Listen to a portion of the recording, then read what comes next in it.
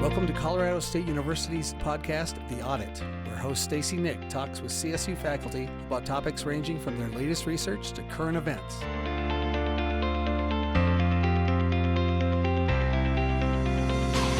Sue James is the Vice Provost for Faculty Affairs at Colorado State University and is responsible for working with faculty, deans, vice provosts, and vice presidents to ensure a well-supported faculty along with exemplary teaching and learning practices.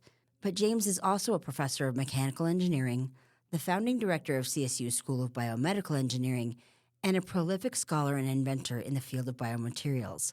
She's also one of 3 current and the only female National Academy of Inventors Fellows from CSU. Committed to giving back to her community, James has been involved with many service organizations over the years, both internal and external to CSU, including the CSU President's Commission on Women and Gender Equity and the Society of Women Engineers. Today I'm talking with James about her career path, working to pave the way for other women engineers, and her many inventions along the way. I'd like to start at the beginning and just find out a little bit more about what initially got you interested in engineering and specifically biomedical engineering. Yeah, I was always pretty talented in math and science as a little girl, and I was fortunate to have parents and public school teachers who encouraged that. So when I got to high school, I had 2 advanced placement classes in the sciences, physics and chemistry, and some wonderful high school teachers there who really helped steer me towards engineering, along with my parents. And then I think the biomedical part came in when I started looking at things that I could major in as an undergraduate. And I wanted to make a difference in the world. And for me, healthcare and improving medical care for patients was something that really rang true for me. Was it difficult at that time as a woman engineer? Was there a lot of pushback? I think the first time it really kind of smacked me in the face was when I was an undergraduate studying metallurgy. And I won a scholarship from the Iron and Steel Society. So I went to my first conference ever, the Iron and Steel Society conference, which had, I don't even know how many people were there, thousands and thousands of people. And I walked up to the registration desk, and they turned to me and they said, "Oh, you must be here to register for the Wives program." And I just looked at them like, well, no, actually, I'm here because I'm your scholarship winner, But that was a conference where literally I was probably the only woman at the conference. Oh, wow. And that was, I think, maybe my first super wake-up call to the fact that I had gone into a very male-dominated field. Because I'd seen it in class, but that was not class. That was the industry itself. How did that feel? Was it kind of... It was, so it won't surprise you that I have a pretty strong personality and an independent streak and did even back then. So I probably took it as more of a challenge than something to run from. But it did feel weird, and it felt unsafe, right, and insecure, just as a young woman surrounded by thousands of men at, the happy hour for the conference and things like that.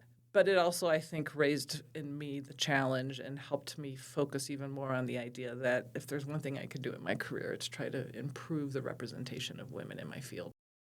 And I believe I was looking at your CV and you had some women's studies as well. Mm-hmm.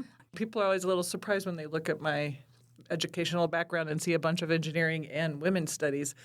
I think it did play into that. So it's something I've always been passionate about and certainly realized that I had a minoritized identity as a woman in engineering very early on. The reality is that's still true today. So I think that's why I chose women's studies as a minor when I was an undergraduate, and I learned a lot, and it was also very different from the engineering I was studying, so I think it really helped to round out my studies and my thinking. Over the years, have you seen a lot of changes as far as how far women have come in the engineering? Or maybe not. You're hesitating, so I'm guessing not as much as we'd like. Yeah, so seen changes for sure. And do we have more women represented among engineering students and in the engineering profession today than when I started my school and my studies 30, 40 years ago? Yes. But have we come far enough? Not even close. And so I do find myself getting frustrated sometimes when I look at women in engineering now compared to when I started as a student so many decades ago, and sometimes feel like I'm surprised we haven't made more progress. But yes, we have made progress, and it's been delightful to watch that and to be part of it. What led you to focus on academia rather than pursuing a career on the industry side? I actually did go into industry after graduate school. I thought about going into industry right after my undergraduate studies. I was a metallurgical major as an undergraduate student, which means studying metals and alloys and things like that. And when I was looking at the jobs that I could get with my bachelor's degree, I just decided it wasn't going to be challenging enough for me. And so that made me decide to go to graduate school.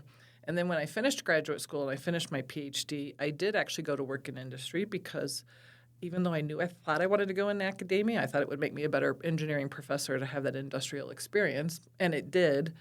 But I also only spent about a year in industry because I really came to understand that I really enjoyed research and I found it very rewarding, and really academic research where you get to go deep and broad into the things that you're studying. As I mentioned in my introduction, you are a prolific inventor with more than 30 patents to your name. I wondered if you could tell me a little bit about your first invention. Yeah, my first invention that I got a patent on was when I was in graduate school at MIT. And I worked for both an advisor at MIT who was a materials scientist as well as an orthopedic surgeon at Mass General Hospital who was a hip replacement surgeon. And he was a very prolific inventor himself, which is probably partly where I kind of got that mindset. And so my very first invention was around total hip replacements and what's called bone cement, which is an acrylic material that's used to hold hip replacements to the bone itself. And it was an invention designed to prevent air from being sucked in at the interface as the prosthesis was inserted. So it was something that the surgeon would use during surgery to try to improve the placement of the hip replacement. I think it's always fascinating to talk with people who have created something about the process. Did you know when you were at the start of this that you were creating something new and that's where it was heading? Or did you have, was there an aha moment? I don't think I knew at the beginning. So I think at the beginning I was doing research like a good graduate student and trying to solve a problem like a good engineer. So I was very focused on a problem we had identified with the placement of the hip prostheses and then worked on developing what then became patentable technology. And because I worked in a laboratory where they had patented their technology before, had my advisor there was the one who said, we should probably file a patent on that. And so I don't think I knew ahead of time, but that really helped me think about going forward in my career, think about inventions. And I did start thinking about it ahead of time more in my career as I moved forward. To have a patent at such an early part in your career, that had to be really exciting. It was super exciting. Yeah. I remember my parents were really excited.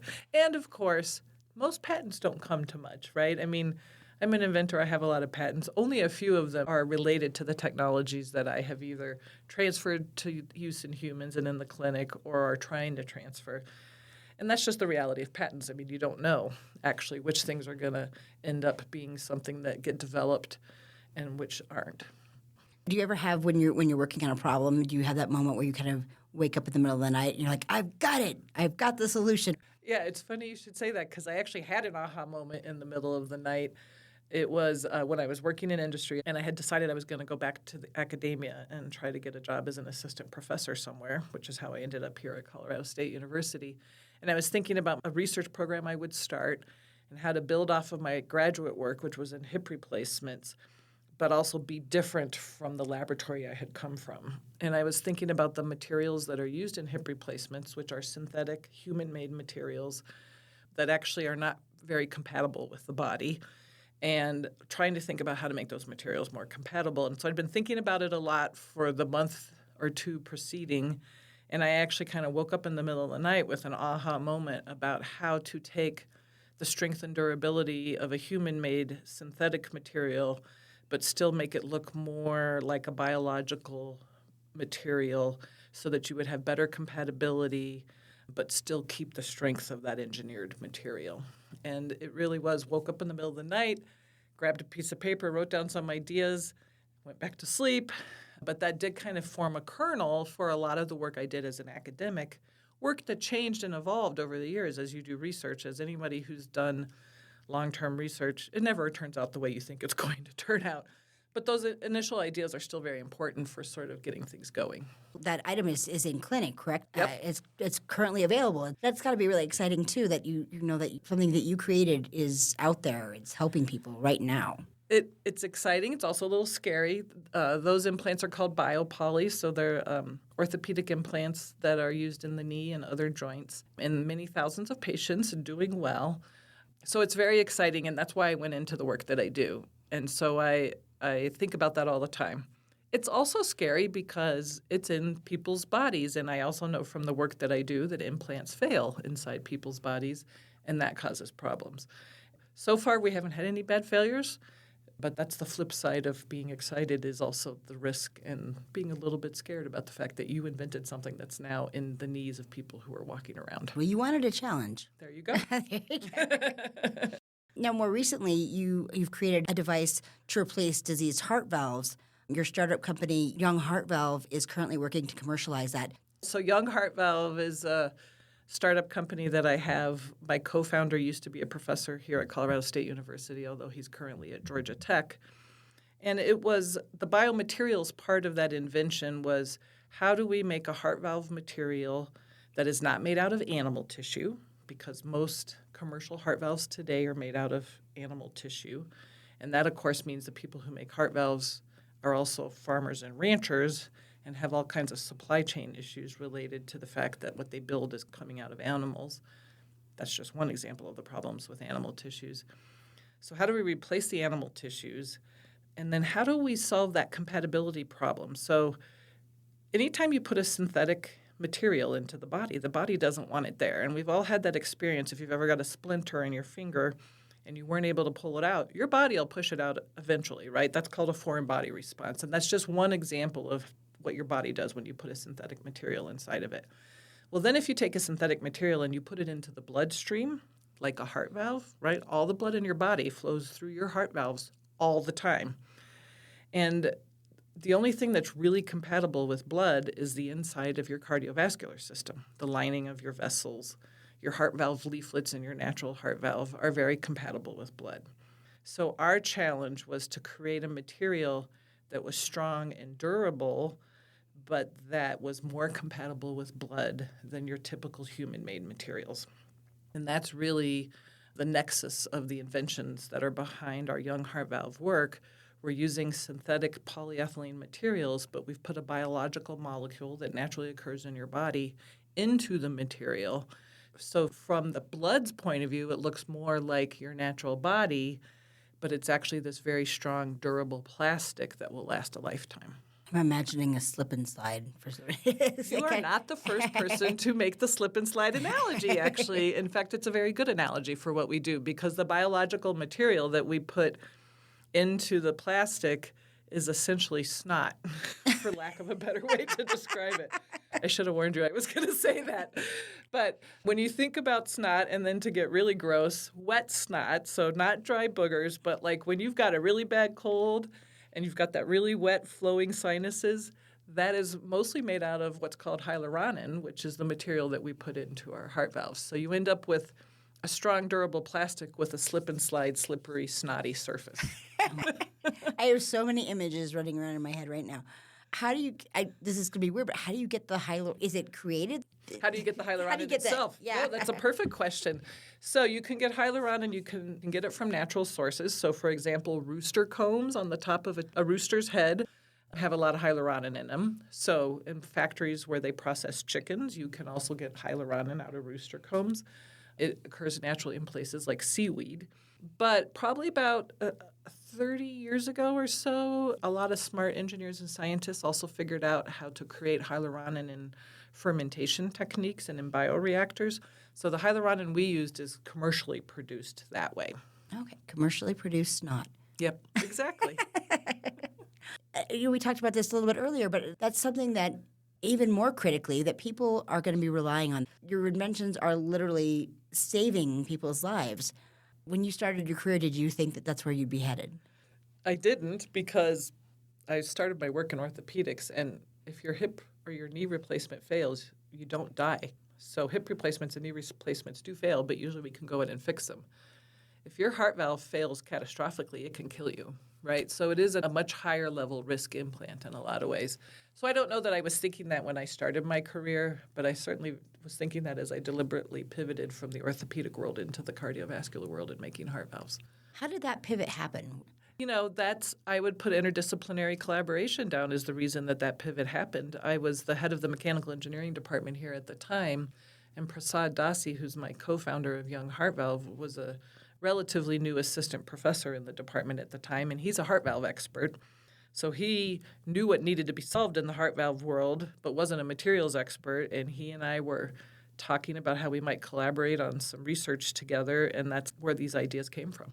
Now, it's not commercially available yet, so it's not in clinic. Correct. So where we are right now is our company, Young Heart Valve, has funding from the federal government in the form of what's called an SBIR, our Small Business Infrastructure for Research grant. And what we're trying to do right now is reach what we call design freeze on our heart valves, get to the point where we have a fairly final design and go into long-term chronic animal studies, which we do in sheep, so that we can show the durability and the efficacy in the animals before we go to our first in human work. Your creations take a long time to get from the aha moment to the actual in someone's body. What's kind of the timeline for that? If there's one characteristic that I have as an inventor that has served me well, it's patience. So the aha moment I mentioned when I was thinking about going back into academia, it took 10, 15 years before those ideas finally made it to the clinic in the form of orthopedic implants and knee implants. The heart valve work we're talking about now, again, started probably about 15 years ago. So it takes a long time. And as somebody who's mentored many graduate students in my career, it's one of the things I've told a lot of graduate students over time is you may not believe it, but the work you're doing now could end up in an implant 15 or 20 years from now. And that actually happened to some of my earliest graduate students because the work they did, and they were co-inventors on the patents, is what led to the current implant technology. You've helped usher quite a few students into this career path and into STEM careers, and I'm wondering why that was an important area for you to focus on. That's why I work at a university. I love education, and I love mentoring students. I could be a researcher just in industry or in a laboratory where there was no academic component to it. But I came to a university because I love education, and not just mentoring and advising students, but also teaching students in the classroom, which has been a big part of my career as well. It is just so fulfilling to do that kind of work, and you feel like you're really making a big difference, not only to those people's lives, but to your discipline, because the students I've mentored are going to go on and do even more amazing things than I've done in my own career. And so it's a great way to help make contributions not only to individuals, but to the overall field. That was Sue James, CSU's Vice Provost for Faculty Affairs, Professor of Mechanical Engineering, and the founding director of CSU's School of Biomedical Engineering. I'm your host, Stacy Nick, and you're listening to CSU's The Audit.